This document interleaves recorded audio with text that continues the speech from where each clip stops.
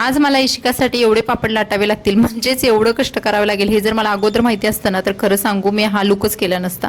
आज इशिकाचे पप्पा घरी होते, म्हटलं चला एक इशिकाचा लुक पण बनवून घ्यावा, आणि हा इशिकाचा फर्स्ट लुक होता. म्हणून मॅडम खेळत होत्या तसंच त्यांना ज्या अवस्थेत आहे त्यांना तसंच उचलून आणलं. सुरुवातीला त्यांचा फेस बघा किती क्यूट दिसतोय, किती हसरा चेहरा दिसतोय, आणि या हसऱ्या चेहऱ्याला बघूनच मी ठरवलं होतं की आज इशिकाचा एक सुंदर असा लुक बनवावा. त्यासाठी फ्रॉक वगैरे घेतलं, पण मॅडमला कसं माझ्याच पाठीपाठी करायचं असतं.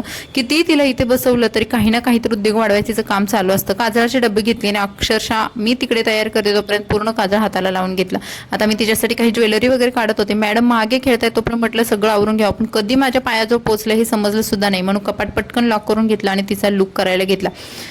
जसा तिचा लुक करायला घेतला तसा तिच्या चेहऱ्यावरची स्माईलच गायब झाली. तिची पोणी बांधून घेतली, मस्त तिला ज्वेलरी वगैरे घालत होती. आणि ह्याच्यामध्ये आणखी एक गोष्ट म्हणजे ना, इशिकाला बिस्किट मी दिलं होतं का, तर त्या निमित्तानं ती थोडीशी शांत बसत होती. आम्ही दोघांनी मिळून ना तिला खूप छान प्रकारे तयार करायचा प्रयत्न केला. एकदा दोनदा तिचा जो लावलेला टीका आहे त्यात सुद्धा मॅडमने तो पुसलून टाकला, पण काय हरकत नाही, म्हटलं चला लहान मुलं आहे तेवढं तर होणारच.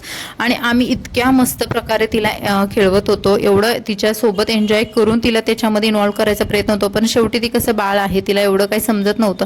आम्हाला फक्त तिला टाळ हातामध्ये देऊन एकदा ते दोनदा तो टाळ वाजवायचा होता. आणि इशिका ना अशी नॉर्मली वाजवते, टाळ घेऊन खूप छान वाजवते बघा. तिची ॲक्शन सुद्धा तशीच आहे, पण हे ती बिस्किट घेऊन करते, जे आम्हाला पाहिजे होतं की टाळ घेऊन करावं, पण इशिकाने शेवटपर्यंत केलेलं नाहीये.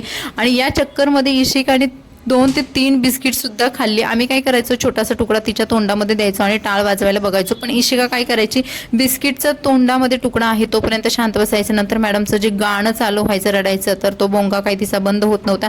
आणि असं करत करत शेवटपर्यंत इशिकाचा काही व्हिडिओ झालेला नाही आणि मला खूप हसायला येत होतं. आणि शेवटची आमची ही कंडिशन झालेली आहे.